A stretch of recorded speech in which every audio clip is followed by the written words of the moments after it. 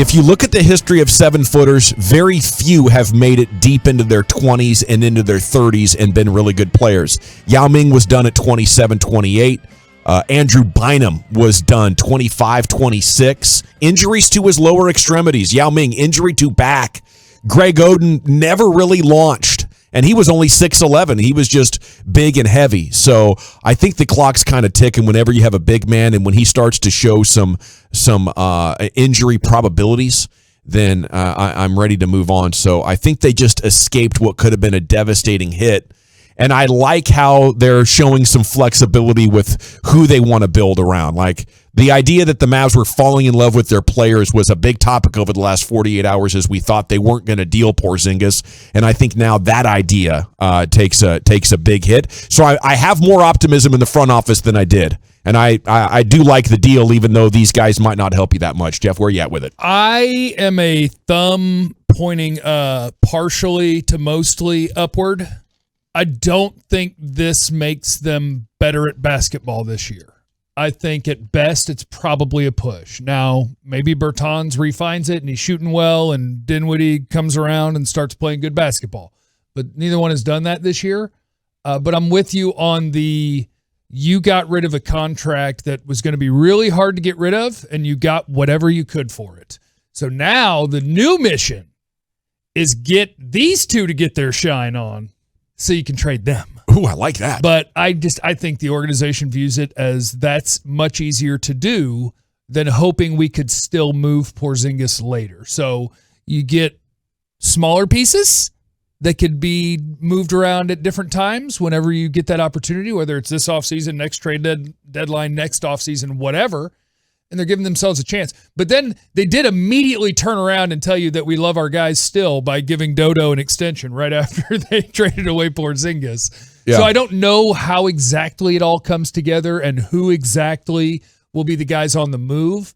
But I think now you have more manageable contracts everywhere where when it's time and you're trying to add someone or you want to add someone, you think, could I trade Dorian Finney-Smith as a $13 million player? I think I can. If they play decent basketball, can I move Dinwiddie or Bertans? I think I can.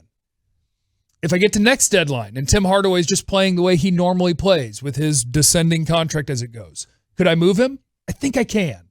So I just think they're getting themselves to a spot where, yes, flexibility will be possible. Whether it's this offseason, next trade deadline, next offseason, they got rid of the thing that was going to make it the hardest for them to have any flexibility. I love that. I think they got more manageable salaries for pretty quality players and greatly reduced their injury risk, Brian. Big picture, somebody got Mark Cuban not to fall in love with Porzingis anymore. Yeah. Oh, yeah. That's the big picture. Thanks, Nico or Jason. Or Jason. Somebody stepped up and said, listen, this is what we're dealing with right now. We're dealing with a guy that occasionally plays really well for us. We can't rely on him. He's making $34 million. Mark, you're not probably going to win this trade. You got a guy that's when he's on the court, there's some positive things. The problem is he's not really on the court enough for us, and that's an issue. And so to me, hey, as critical as I am of Mark Cuban, I'll also tip my cap to him if the fact that he said, you know what, guys, you're right. We need to move on. Did we get what we had to absolutely get for this player? You probably didn't get what you really, really wanted, but you moved on from it. And to me, again, it's about winning the battles. And you're always not going to win the battles, but sometimes it's maybe you're going to win the war. Yeah. And the war is the big picture of this team going forward. It's not the 2021 and 22 seasons. It's seasons going on and on and on when you have Luka. And you have to figure out, okay, how do I have the flexibility to build around him? Mm-hmm. Not with a $34 million contract hanging over my head. So that's where I think the big picture win for the Mavs was today, that somebody in the front office convinced Mark Cuban to maybe go a different direction. We've really pulled, I think, corrected out of their low point where Donnie was asleep at the wheel, Vegas Bob was doing his weird number stuff, and Mark Cuban was kind of overseeing it and making decisions based on relationships and guys that he liked. Yeah. And maybe we've thrown that aside, And now people who have something to prove in their careers, Jason Kidd and Nico Harrison, are more setting the agenda or helping Mark Cuban see the error in his ways. There's still probably issues with Mark Cuban that we're not going to like. But the one thing that we always kind of talk about is that he falls in love with players. Now, Jeff just said about Dodo's contract and all that.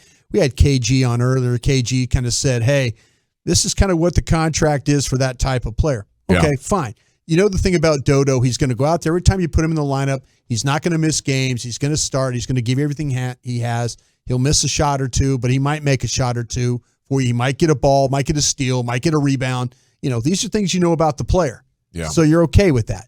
I just think the bigger picture is somebody got Mark Cuban to come off something that he was really, really dug in on at one time.